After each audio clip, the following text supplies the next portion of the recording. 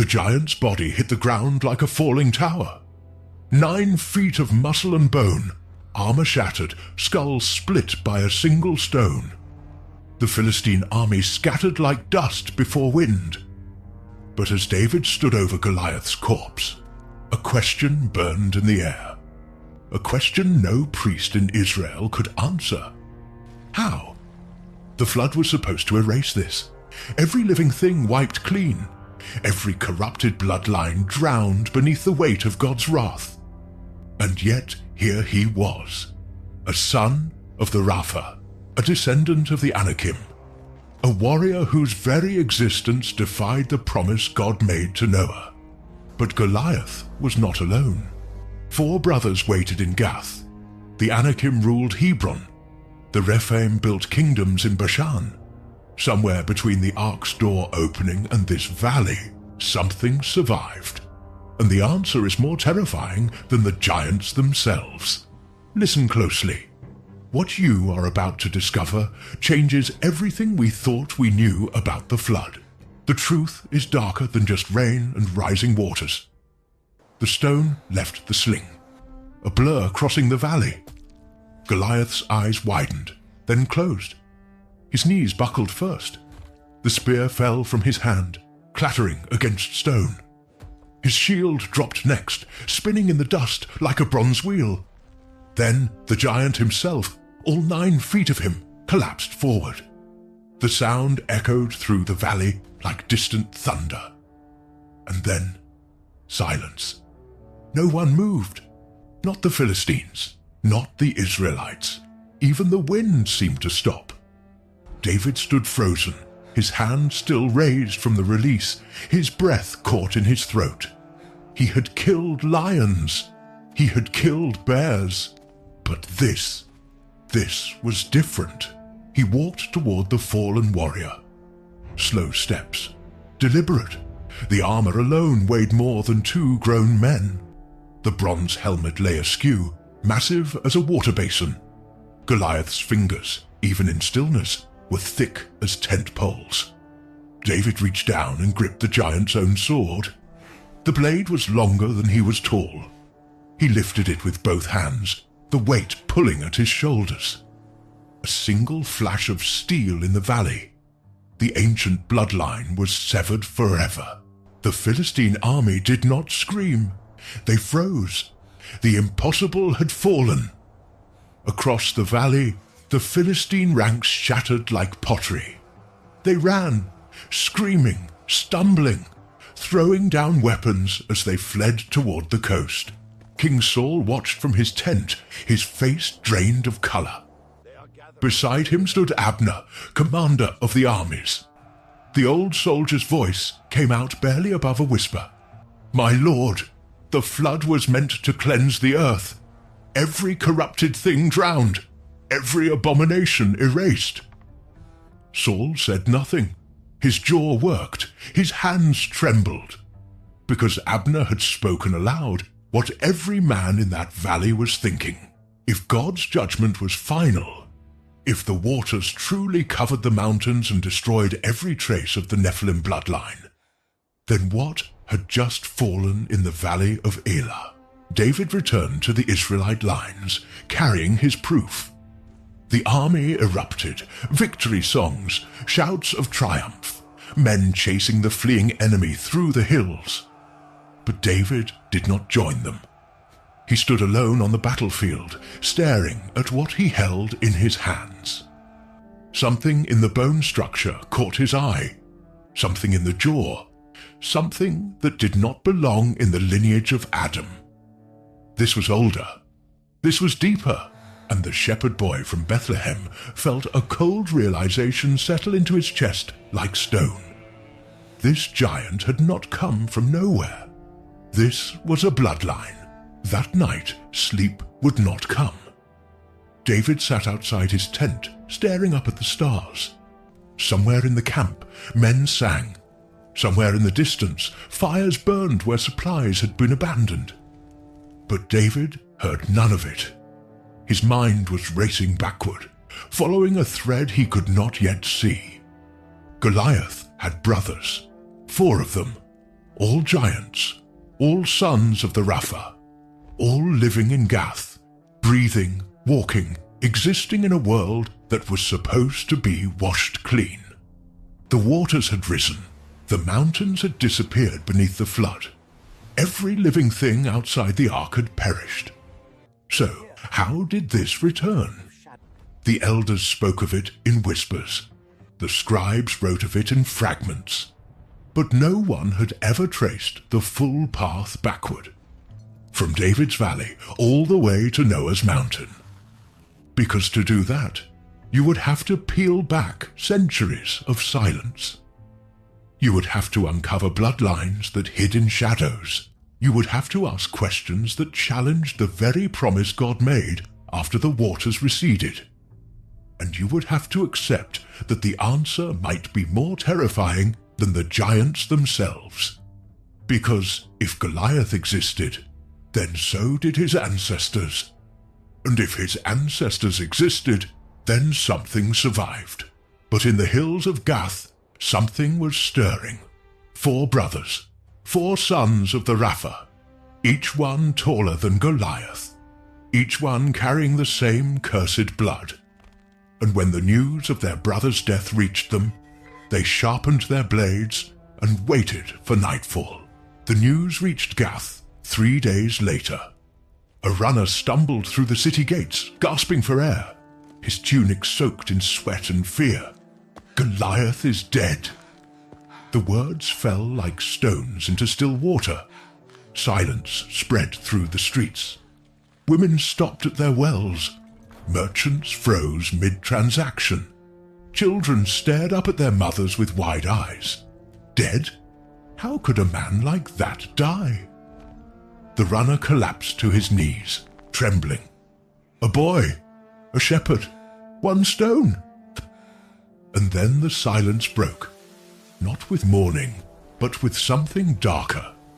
Somewhere deep in the city, in a house built for men twice the size of normal men, 4 brothers heard the news, and they did not weep. Ishbi-Benob was the first to speak. His voice was low, rough as grinding stones. Which stone? The messenger who brought word to their door swallowed hard. To the forehead, my lord, clean strike. He fell like... Ishbi raised one massive hand. The messenger went silent. Across the room, Saf stood with his back to the others, staring out a window too small for his frame. His shoulders were broad enough to fill a doorway. His hands could crush a man's skull like an eggshell. But right now, those hands were trembling. Not with grief, with rage. A shepherd boy, Saf said quietly. Our brother, the champion of Philistia, killed by a shepherd boy. Lami sat sharpening his spear. The blade was already sharp enough to split hair, but he kept dragging the whetstone across the edge, slow, rhythmic, the sound like breathing. His eyes never left the steel. The Israelites will celebrate tonight, he said. They will sing songs about their little hero. They will tell stories of how their God gave them victory. He paused, tested the edge with his thumb. A line of red appeared on his skin. He smiled. Let them sing. We will visit them soon enough. The 4th brother said nothing. His name was Goliath. Yes, another Goliath, named after the fallen champion.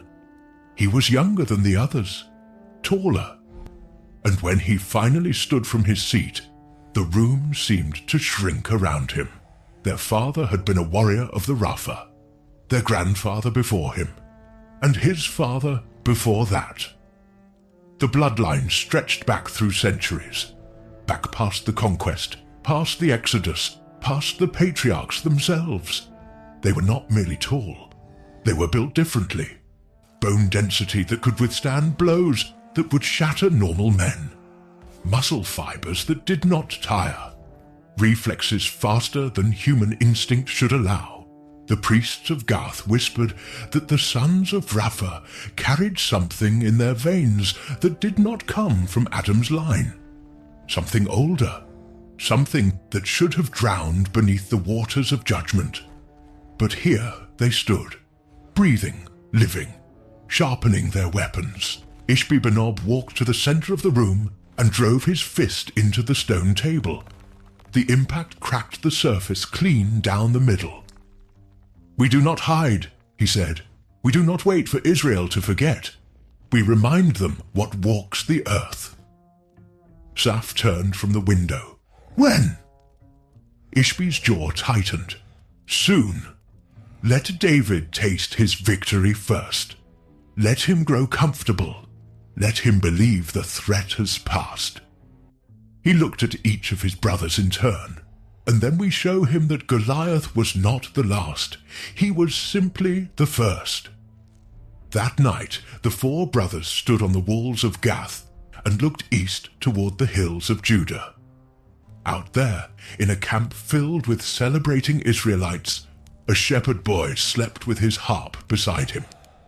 Not far away, King Saul sat in his tent, wondering how a child accomplished what his entire army could not. Meanwhile, the priests of Israel whispered the same question the priests of Philistia were whispering. If the flood erased the Nephilim bloodline, then what were these warriors? Where did they come from? How did their ancestry survive the judgment that was supposed to make the earth clean? That night, the 4 brothers stood on the walls of Gath and stared toward Judah. Somewhere in those hills, a shepherd boy slept.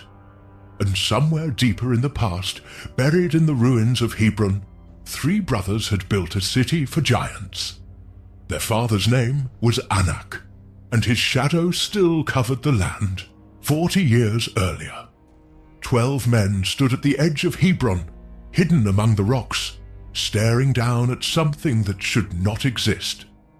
The city sprawled below them like a monument to impossible things. The walls were not built to human scale. Each stone block was the size of a merchant's cart. The gates towered 30 feet high, reinforced with bronze thick as a man's torso. And walking through those gates, casually, as if the world belonged to them, were the Anakim. Caleb gripped Joshua's arm. His voice came out as a whisper. "We need to leave, now." But Joshua could not move. None of them could. Because what they were seeing defied every promise God had made about the land of Canaan. The first giant emerged from a building that looked more like a fortress than a home. He stood at least 12 feet tall, perhaps more. His arms were thick as tree trunks. His stride covered ground that would take 3 normal steps. A woman walked beside him, his wife, perhaps, and she was taller than any man in Israel. Children played in the street behind them. Children, 8 feet tall, laughing, throwing stones the size of a man's head like pebbles. One of the spies, a young Ephraimite named Palti, began to shake. His hands trembled so violently he had to press them against the rock to steady himself. "This is the land God promised us," he whispered. "This." They watched for hours. 3 brothers ruled Hebron: Ahiman, Sheshai, and Tolmai, sons of Anak, grandsons of Arba, descendants of a bloodline that traced back through the centuries like a curse written in flesh. The brothers moved through the city with the confidence of men who had never known fear. Why would they? What army could stand against them? What weapon could pierce skin that thick? What soldier could match strength that could uproot trees with bare hands? The spies counted the population. Hundreds, maybe thousands. All of them giants. All of them descendants of Anak. All of them living in the very land Abraham had walked, where God had promised blessing and inheritance to his children. That night, the 12 men made camp in a cave miles from Hebron. No fire, no conversation, just silence, and the sound of men breathing too fast, trying to convince themselves they had not seen what they had seen. Finally, one of them spoke. His name was Shemua, from the tribe of Reuben. We cannot take this land. The words hung in the darkness like smoke. Another voice joined his, then another, until 10 of the 12 were speaking at once, voices rising, panic spreading like contagion. We are grasshoppers compared to them. We saw the sons of Enoch. We saw their cities. We saw their children. Only Joshua and Caleb remained silent, their jaws set, their eyes fixed on nothing. When they returned to the camp of Israel 40 days later, the entire nation gathered to hear their report. Moses stood at the front, his face hopeful, expectant. The people pressed close, eager for news of the land flowing with milk and honey. And then the 10 spies spoke. They described the fruit, grapes so large it took 2 men to carry a single cluster. They described the valleys, the rivers, the richness of the soil. And then they described the Anakim. The crowd went silent. Mothers pulled their children close. Old men who had survived Egypt's plagues felt their hearts sink like stones. The people who dwell there are stronger than we are, the spies said. We saw the Anakim, the descendants of the giants, and we seemed like grasshoppers in our own sight. That night, the entire camp wept, not quiet tears, deep wailing sobs that echoed through the wilderness like the sound of a nation dying. They cried until their voices gave out. They cried until dawn broke over the desert. And when Moses pleaded with them to trust God's promise, they would not listen. Because the image of those giants, walking through Hebron like kings, living in cities built for beings twice the size of normal men, had burned itself into their minds like a brand. The Anakim were real. The threat was real. And no promise, no matter how sacred, could erase the terror of what they had seen with their own eyes. The entire camp wept until dawn, but the Anakim did not weep. They sat in their fortress city, sharpening weapons that would never be used, because 40 years later, every man who saw them would be dead in the wilderness. All except 2, and those 2 would come back with an army, 200 years before the spies ever reached Hebron. The land east of the Jordan was not called Moab yet. It was not called Ammon. It had no name that human tongues could pronounce. It belonged to the Rephaim, the dead ones, the shadow kings, and their cities rose from the earth like monuments to something that should have remained buried. A merchant caravan traveling the king's highway saw the first towers at dawn. Black stone, massive, built with architectural precision that seemed impossible for the time. The merchant leader, an old Syrian named Rezin, pulled his caravan to a halt and stared. His hands went cold on the reins. The city had no name on any map, but everyone who traveled these roads knew to avoid it. The walls stretched higher than any fortress in Damascus. The gates were iron, not wood, and the guards who stood watch were not men. They were Rephaim. Rezin had heard the stories. Everyone had. Giants who ruled the lands east of the Salt Sea. Warriors who built kingdoms that stretched from Bashan to the wilderness beyond. But hearing stories and seeing the reality were 2 different things. One of the guards turned his head. Even from this distance, Rezin could see the size of him. 10 feet, maybe 12. Shoulders broad enough to carry an ox, and his eyes cold, empty, like looking into the eyes of something long dead. The caravan moved on quickly. No one spoke. They traveled for 3 more days, following the highway south, and everywhere they went, the Rephaim kingdom stretched across the horizon. Ashtaroth, Edrei, Ham, cities with foundations older than Babylon, ruled by kings whose bloodlines traced back to the days when the earth was young and angels walked among men. The Rephaim did not merely occupy the land, they shaped it. They built cisterns that could hold enough water for 1,000 men. They carved roads through mountains. They erected temples to powers that had no altars in the world of Abraham's descendants. And they did it all with hands that were not entirely human. In the city of Edrei, the king sat on a throne carved from a single piece of basalt. His name was lost to history now, but the throne remained, testimony to a ruler whose legs were too long for normal furniture, whose frame required a seat the size of a merchant's wagon. The palace around him was built to the same scale, doorways 20 feet high, halls wide enough to march an army through, tables that required ladders to set, and in the throne room, carved into the walls, were images that told a story no scribe in Israel would ever write. Angels descending, women taken, children born who were not entirely children. A bloodline established that defied the natural order. The Rephaim did not hide what they were. They worshipped their origins openly. In the temples of Bashan, priests offered sacrifices to the Watchers, the fallen ones, the angels who had broken heaven's law and fathered the first Nephilim before the flood.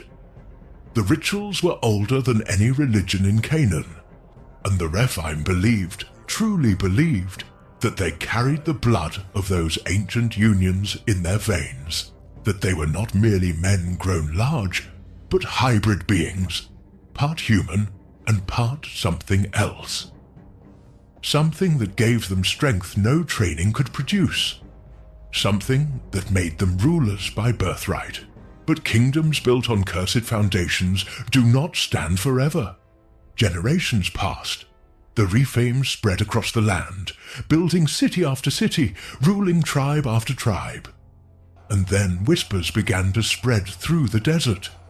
A new people were coming, wanderers from Egypt, led by a man who spoke to the invisible God, an army that had crossed a sea on dry ground and swallowed Pharaoh's chariots beneath the waves. The Rephaim did not fear them. How could they? What could shepherds and slaves do against warriors who had ruled these lands for centuries? But the whispers grew louder, and in the northern kingdom of Bashan, one king remained, the last of the Rephaim, a giant whose iron bed measured 13 feet long. The merchant caravan never returned to Damascus. Rezin disappeared somewhere between the Black Towers and the King's Highway. But the Rephaim kingdom stood for 2 more centuries, ruling the East in defiance of every natural law, until Moses came. And then the oldest of them all rose to defend what should never have existed. The iron bed sat in the center of the palace like a monument, 13 feet long, 6 feet wide, forged from iron so thick it would take 10 men to move it. Moses stood beside it, one hand resting on the cold metal, his face unreadable. Behind him, Joshua and the commanders of Israel stared in silence. They had seen the battlefield. They had walked through the wreckage of Edrei. They had counted the fallen, but this bed, built for a man who was not a man, confirmed what they had known the moment Og rode out to meet them. The last king of Bashan was not of Adam's line. The battle had begun 3 days earlier. Og came down from his fortress with every warrior Bashan could muster. Chariots, cavalry, infantry armed with spears twice the length of normal weapons. And at the front of it all, riding a beast that looked more like a small elephant than a horse, was Og himself. Moses had seen many things in his 80 years. He had stood before Pharaoh. He had watched the sea split. He had climbed Sinai and spoken with the voice that created stars. But when Og stepped down from his mount and drew his sword, a blade as long as a cedar tree, Moses felt something cold settle into his chest. This was different. This was not Egypt. This was older. Og's voice carried across the valley like thunder rolling through stone. You bring your wanderers into my land. You speak of promises from a god I do not fear. He drove his sword into the ground. The impact shook the earth. Rocks tumbled down the hillside. Men stumbled to keep their footing. Og smiled, not with joy, with certainty, because he had fought for 60 years. He had crushed rebellions. He had defended his borders against every kingdom from Damascus to the Salt Sea, and never, not once, had he lost. Your god drowned the world, Og said, but I am still here. The battle was not long. It was brutal. Israel's armies swarmed like ants around a lion. Arrows bounced off Og's armor. Spears shattered against his shield. He moved through their ranks like a storm given flesh, his sword carving paths through formations that scattered and reformed and scattered again. But Moses did not retreat. He stood at the rear of the lines, his staff raised, his voice lifting prayers that had no words. Just sound, just faith, just the raw cry of a man who had seen God split mountains and knew he could split this giant too. And slowly, impossibly, the tide began to turn. Og's warriors fell first, one by one, then in groups. The chariots broke against Israel's lines like waves against rock. The cavalry fled toward the hills. And then it was just Og, alone in the center of a collapsing army, surrounded by thousands of men who would not stop coming. He fought until his sword arm grew heavy. He fought until blood ran down his armor from a dozen wounds that would have killed any normal man instantly. And when Joshua finally drove a spear through the gap in his breastplate, Og did not fall quickly. He stood, swaying, his eyes wide with something that looked almost like surprise, as if he had genuinely believed he could not die. When he finally hit the ground, the impact was felt in the city walls half a mile away. The entire army of Israel stood motionless, staring at the fallen king, breathing hard, unable to process what had just happened. Moses walked forward slowly, leaning on his staff, and looked down at Og's face. The giant's eyes were still open, still aware.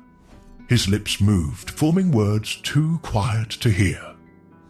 Moses knelt, as much as his old bones would allow, and leaned close. "Where?" Moses whispered. "Where does your bloodline come from?" Og's smile returned, faint, fading, and then he was gone. They found the bed in his palace later that night, 13 feet of iron, testimony to a man who required furniture built on a scale no carpenter in Israel had ever imagined.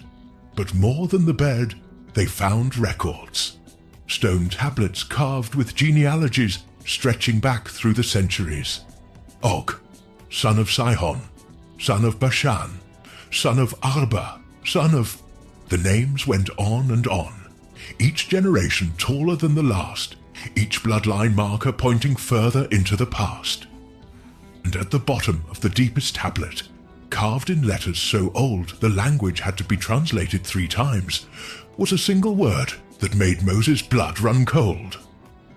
Rephaim, the dead ones, the shadow kings, the rulers who came before. They burned Og's palace to the ground. The iron bed melted in the flames, 13 feet of testimony, reduced to slag and ash. But the tablets survived. And when the scribes translated the oldest genealogies, they found names that predated Og by centuries. The Emim, the Terrors, giants so dreadful that even the Rephaim feared to speak their names aloud, 300 years before Og ever drew breath. The land east of the Salt Sea had no name, no maps, no treaties, just wilderness and the things that ruled it. A shepherd named Zuriel drove his flock along the edge of the plateau, searching for grass, when he saw the footprint, It was pressed deep into the mud beside a dried stream bed. Fresh, maybe hours old. Zuriel knelt beside it, his hand trembling as he measured the length. 20 inches. Heel to toe. 20 inches. He stood slowly, his eyes scanning the horizon, and felt his throat close with a fear that had no name. The Emim did not announce themselves. They did not send messengers or heralds. They simply were. Like mountains, like storms, like forces of nature that existed before language had words to describe them. The tribes who lived in the shadow of their territory called them the Terrors, not as exaggeration, as fact, because to see one was to understand that something in the world was fundamentally wrong. Zuriel had heard the stories his entire life. Every shepherd had. Giants who walked the eastern plateau, beings so tall that their heads disappeared into low clouds. Warriors who could split boulders with their bare hands. Cities built from stones no human crew could lift. He should have turned back.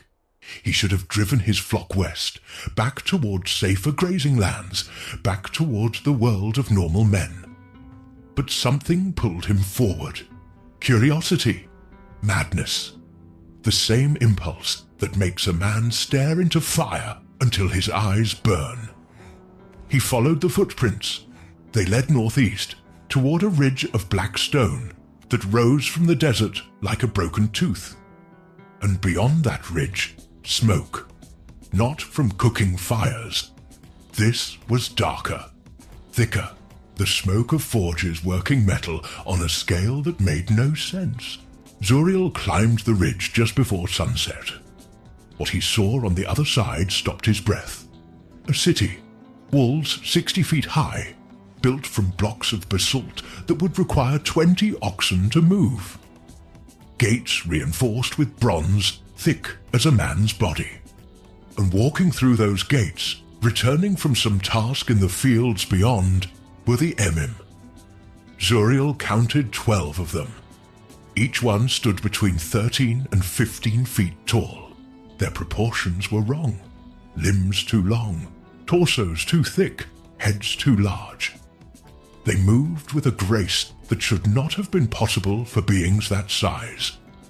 And when one of them laughed, a deep, rolling sound like rocks grinding together. Zuriel felt his knees buckle. The tribes who lived near Emim territory did not fight them. They worshipped them. Zuriel saw the altars as he descended the far side of the ridge, moving on instinct now, unable to stop himself. Stone platforms built at the edges of Emim farmland. Offerings piled high, grain, livestock, wine, gold, and carved into each altar the same symbol, a hand with 6 fingers. Because the Emim were not merely tall, they were built differently. Extra digits, extra joints in their spines, bone density that made their skeletons twice as heavy as human frames. The tribes believed they were gods made flesh, sons of the sky, beings who had existed before the flood and would exist after the world ended again. But the Emim were not gods. They were descendants, children of a bloodline that stretched back through the Rephaim, through the Anakim, through generations of corrupted unions that predated written history. The oldest among them remembered stories passed down from their grandfathers. Tales of a great drowning, of waters that covered the earth, of a world washed clean.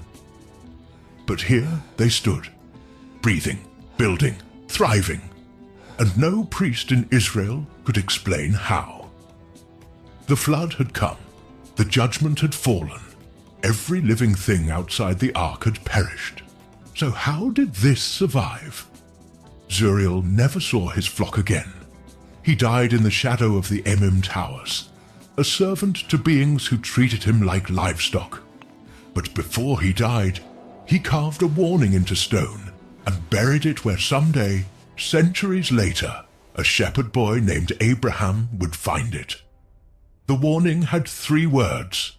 They are returning, 400 years before the Emim ruled Moab. The eastern wilderness belonged to something older. A trading expedition from Ur lost its way in a sandstorm and stumbled into a valley that appeared on no map. The storm cleared at dusk. The lead merchant, a man named Abil, stepped out of his tent and froze. Ruins stretched across the valley floor as far as his eyes could see. Not recent ruins. These were ancient. Stone towers half buried in sand, walls so eroded by time that their original height was impossible to guess. And carved into every surface, symbols that hurt to look at, angles that bent wrong, patterns that seemed to shift when you turned your head. The expedition made camp at the valley's edge. No one wanted to go deeper, but Abil could not sleep. Something in those ruins called to him, not with sound but with pressure, like standing too close to a waterfall and feeling it in your chest. He took a torch and walked into the valley alone. The first structure he reached had doorways 20 feet high.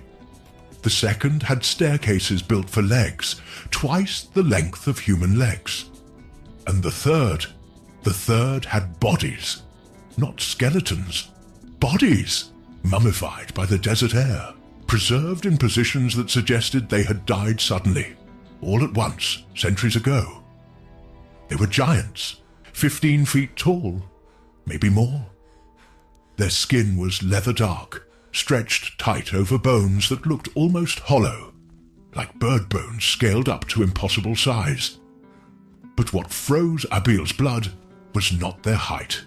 It was their mouths, open, frozen mid-speech, and even in death, even after centuries of silence, he could hear them, not with his ears, deeper, a buzzing in the back of his skull, a whispering that formed no words but carried meaning like scent carries memory. He dropped the torch. He ran. He did not stop running until he reached his tent, and even then the sound followed him. Like insects crawling through his thoughts. The Zamzumim, the Whisperers, the tribes who once lived in their shadow, called them that because their language was not human. When they spoke to each other across great distances, it sounded like wind through hollow reeds. When they spoke close, it sounded like wasps trapped in a jar. No human throat could make those sounds. No human tongue could shape those syllables. And the few scholars who studied the ruins, years later, after the Zamzumim were gone, concluded that the language was not learned. It was inherited, part of their biology, part of whatever made them not quite human. Their cities predated Babel, predated Ur, predated everything. The foundations were older than any civilization in Mesopotamia, and the architecture made no sense for the era. Advanced waterworks, astronomical alignings, construction techniques that would not be rediscovered for 1,000 years. The Zamzumim built as if they remembered something. As if knowledge from before the flood had survived in their bloodline like genetic memory. And perhaps it had, because when archaeologists finally excavated the deepest layers of their ruins, they found something that should not exist. Clay tablets describing the stars. Not the stars as they appeared in the present. The stars as they appeared before the flood, when the heavens were arranged differently. But the Zamzumim were gone now, wiped out, not by war, not by plague. The records were unclear. Some said they simply stopped reproducing, their bloodline thinning with each generation until the last of them died childless and alone. Others said they were hunted, systematically, ruthlessly, by something that came down from the north. Either way, by the time Abraham walked through Canaan, the The Zamzummim were nothing but whispers and ruins. But their legacy remained. Because they were not the source, they were a branch.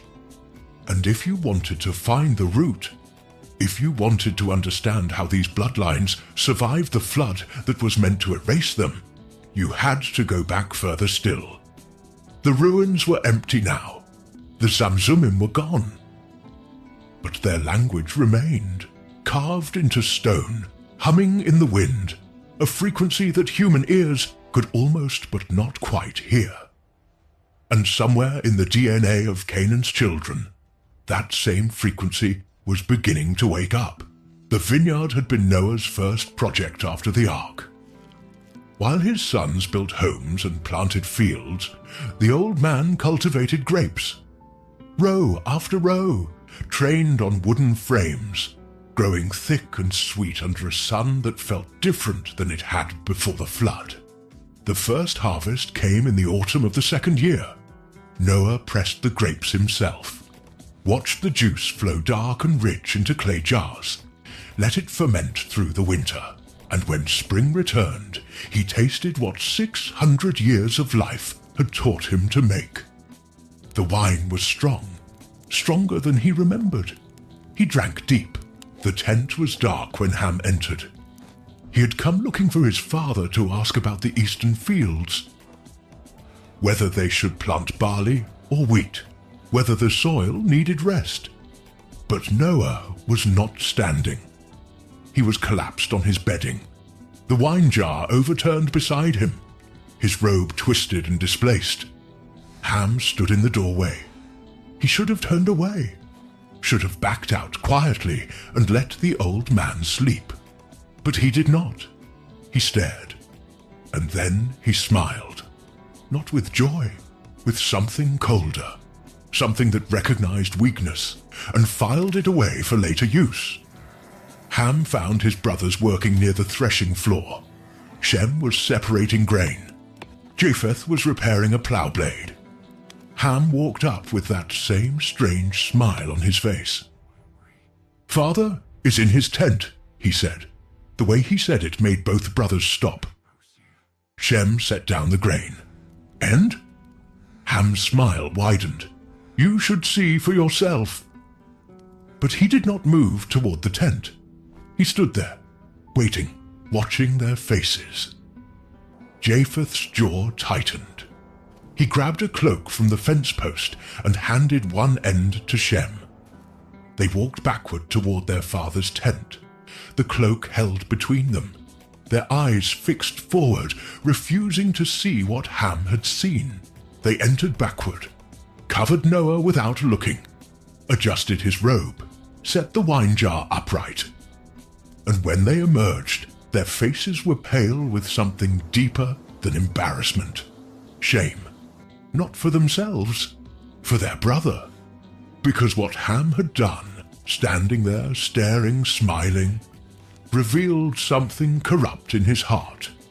Something that delighted in a father's weakness instead of protecting it. Shem walked directly to Ham and stood close enough that their faces almost touched. "You will not speak of this," he said quietly. "Ever." Ham's smile faded, but his eyes did not change. Noah woke as the sun was setting. His head pounded.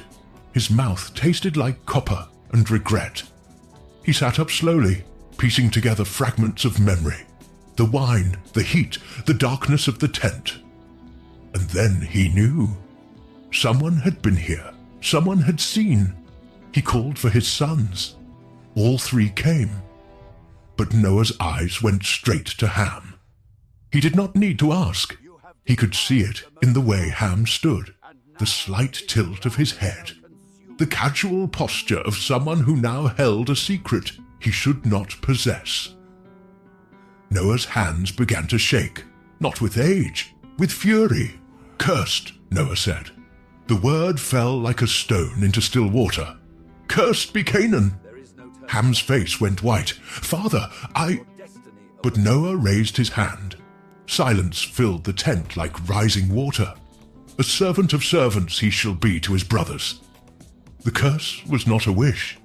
It was a pronouncement, spoken with the authority of a man who had walked with God through the destruction of the world. And as the words left Noah's mouth, something shifted in the air, something unseen, something that would echo through the bloodlines of Canaan for the next 2,000 years. Because curses are not merely words, they are doors. And this one had just been opened.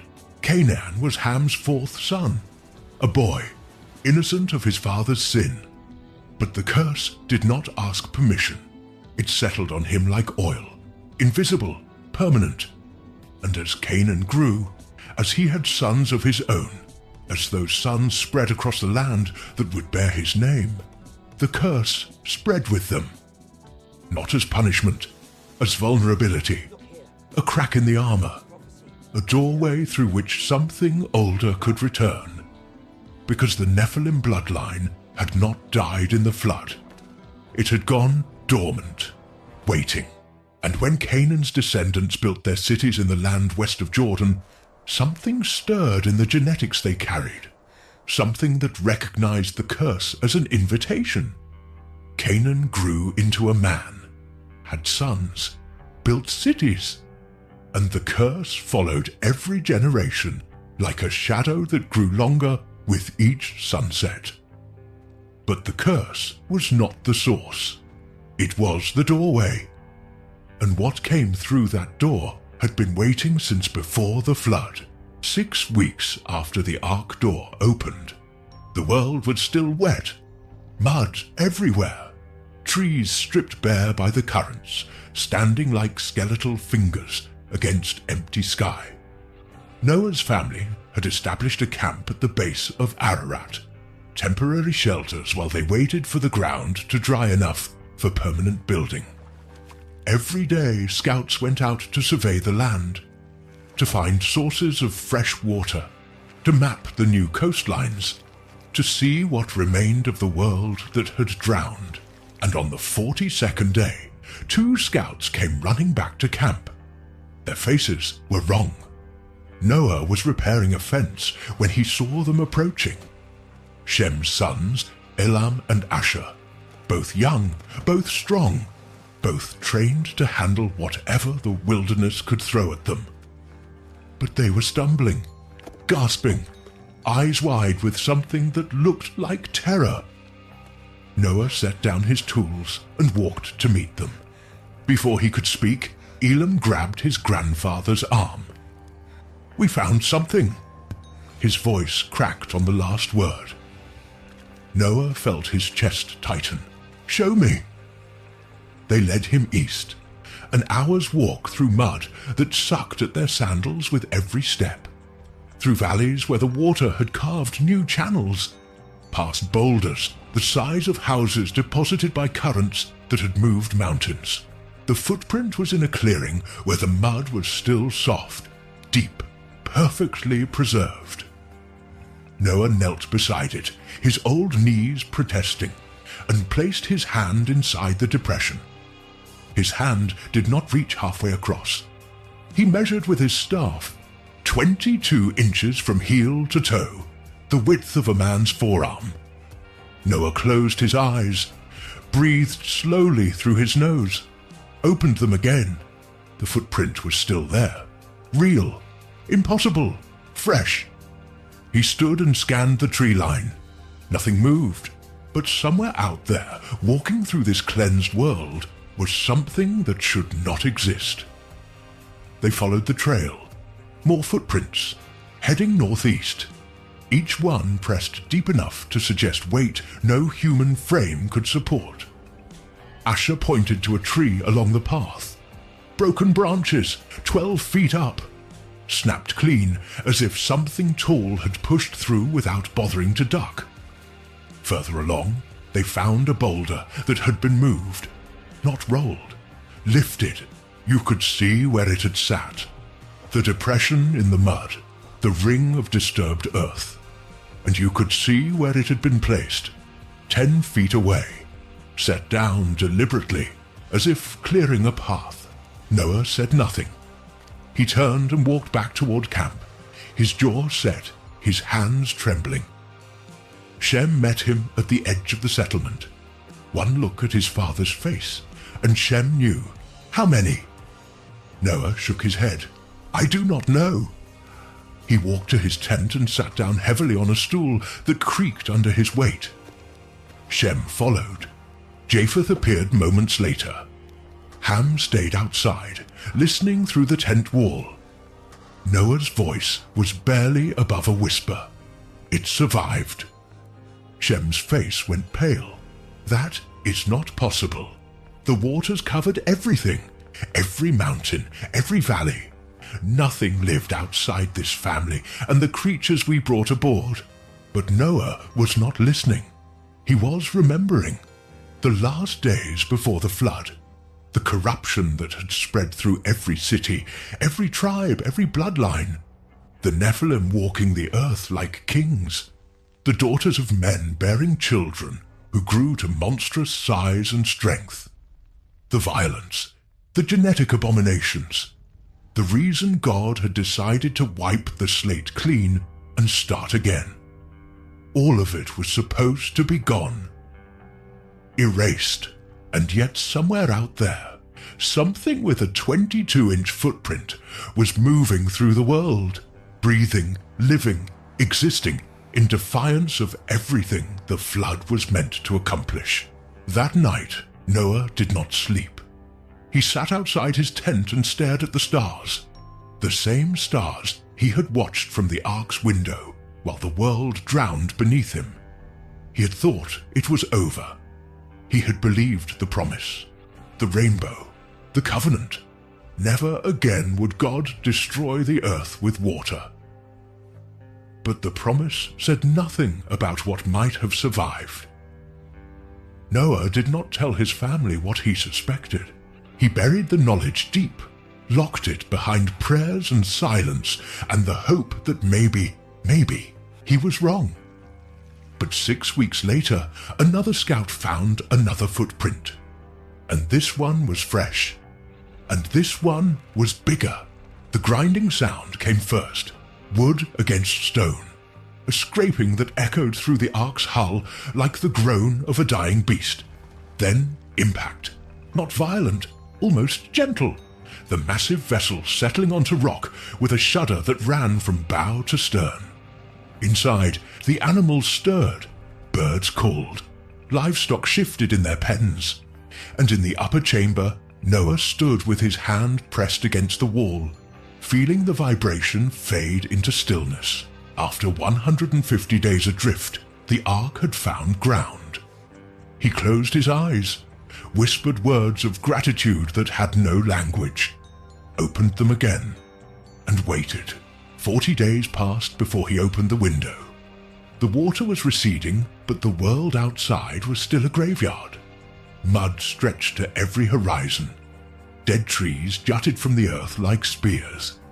The sky was grey, heavy with moisture that had not yet decided whether to fall or evaporate. Noah sent out a raven. It did not return. He sent a dove. It came back with nowhere to land. He waited 7 more days and sent it again. This time it returned with an olive leaf. Fresh, green, living. Noah held the leaf in his palm and felt something break open in his chest. Not relief, but the absence of a weight he had carried for so long. He had forgotten what breathing without it felt like. The door opened on the first day of the new year. Not the small window. The door. The massive timber barrier that had been sealed shut for over a year. Shem and Japheth worked the mechanism, while Noah stood beside his wife, both of them holding hands like children afraid of the dark. The door swung outward. Light poured in, pale, cold, winter light, and with it came air that smelled of nothing. No smoke, no cooking fires, no human habitation, just earth and water and the faint scent of things decomposing beneath mud. They stepped out onto the ramp one by one. 8 souls, the only humans left alive on Earth. The silence was absolute. No birdsong yet. The birds were still in the ark, waiting to be released. No wind, no voices, just the sound of their own breathing and the soft squelch of mud beneath their feet. Noah walked down the ramp slowly, using his staff for balance, and stepped onto the ground.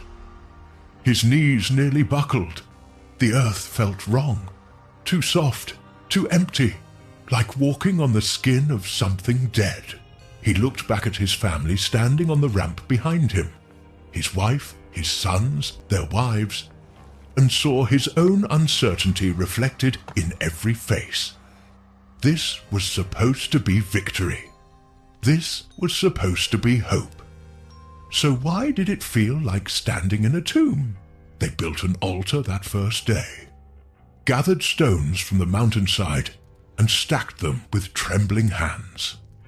Noah selected animals from the ark, clean animals set apart for this purpose, and made the offering.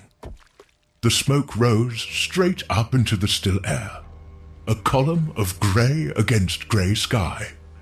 And as it rose, Noah spoke prayers he had rehearsed in his mind 1,000 times during the voyage. Thanksgiving, praise, petition for blessing on this new beginning. But underneath the words, buried beneath the ritual, was a question he could not silence. What if something survived? What if the cleansing was not complete? That night they ate together for the first time outside the ark. Bread baked on hot stones, dried fruit from the supplies, water from a stream that ran clear and cold down the mountain. The meal should have been celebration. Instead, it felt like a wake. No one spoke much.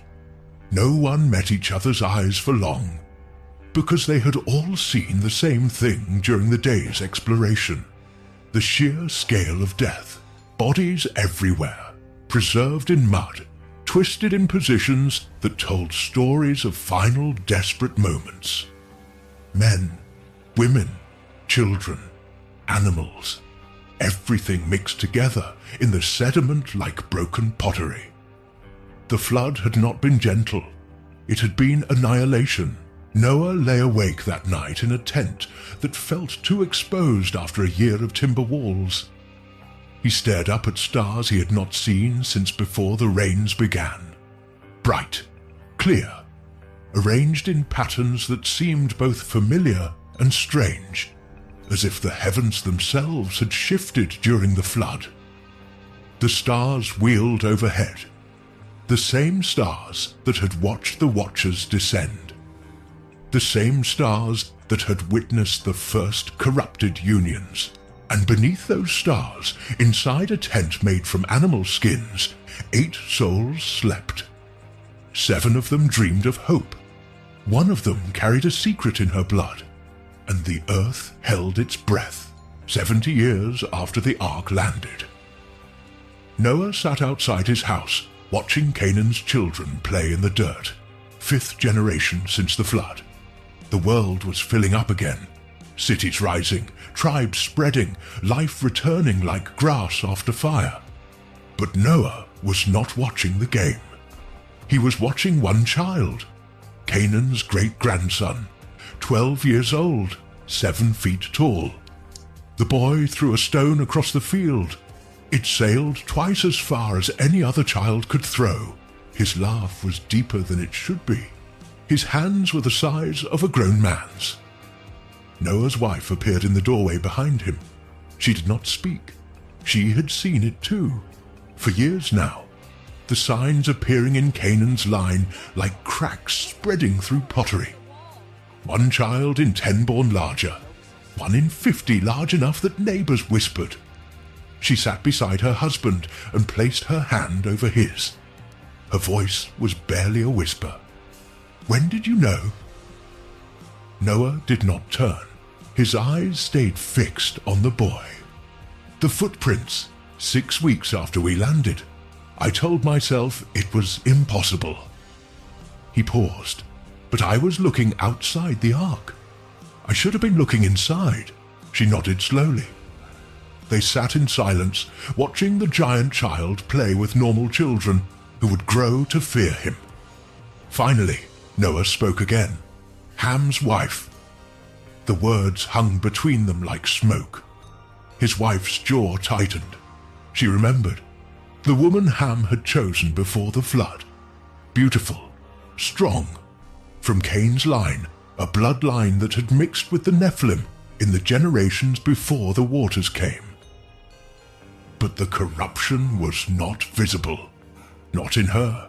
It was hidden, recessive, carried in her blood like a seed waiting for soil. Noah stood and walked inside.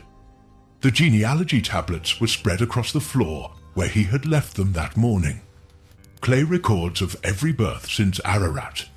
He knelt, his old knees protesting, and traced the patterns with his finger. Shem's line, normal. Japheth's line, normal.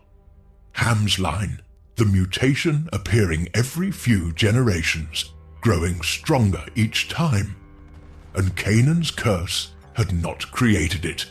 The curse had simply removed the barrier, made the bloodline vulnerable to what it already carried, opened the door for the recessive genetics to express. Outside, the giant child picked up another stone. This one was larger, the size of a man's fist.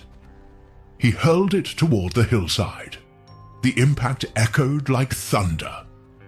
The other children scattered, laughing nervously, unsure whether to be impressed or afraid. Noah watched through the window, his hands gripping the sill until his knuckles went white. This boy would have sons. Those sons would have sons. And in 300 years, in 500 years, in 1,000 years, their descendants would build cities in Hebron and Gath and Bashan. They would rule as kings. They would be called Anakim and Rephaim, and sons of Anak. And Israel would have to hunt them down, one by one. His wife came to stand beside him. "Why did he allow it?" she asked quietly. Noah was silent for a long time. When he finally spoke, his voice was rough with something between grief and understanding. "The flood cleansed the surface, but it could not change what we carry inside." He turned to look at her. "This is not about destroying evil from the outside anymore. This is about choosing to reject it from within, generation after generation, until the last giant falls." She held his gaze. "And if we fail?" Noah looked back out the window at the boy, innocent now, laughing, unaware of what his bloodline would become. The giant child stood on the hillside, silhouetted against the setting sun, taller than any 12-year-old should be. The other children had gone home. He stood alone, throwing stones at targets only he could see, each impact shaking the ground. And Noah understood. The Nephilim bloodline had not drowned. It had hidden, waited, survived in the very vessel meant to preserve humanity. The ark had saved 8 souls, but one of them had carried the seeds of the old corruption into the new world. Not through rebellion, through blood. And the war to purge it would not be won with water. It would be won with steel, with David's stones, with Joshua's conquest, with 2,000 years of humanity learning to destroy what it once worshipped. The answer was terrible. The answer was simple. The contamination came through the door with them, and it would take 40 generations to burn it out. The contamination survived, hidden in blood, waiting for generations. And now you know the answer that priests and kings spent centuries trying to understand. The Nephilim did not return through rebellion. They returned through DNA. If this investigation into the forbidden past shook what you thought you knew about the flood, leave a comment below. Tell me what question burns in your mind now. And if you want to dig into the biblical mysteries the modern church refuses to talk about, truths buried deep in ancient texts, subscribe, because this is only the beginning. The giants fell.